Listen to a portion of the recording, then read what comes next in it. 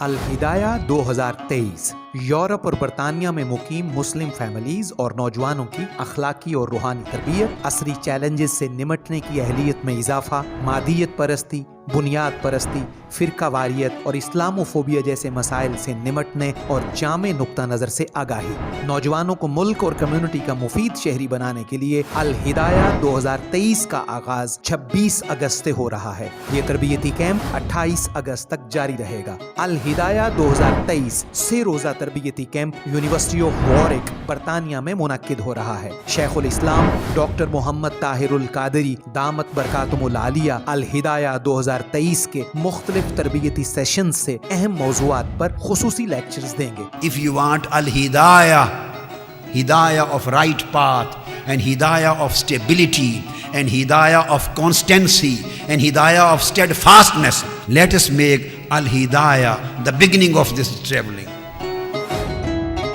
اپنی رجسٹریشن آج ہی کروا لیں۔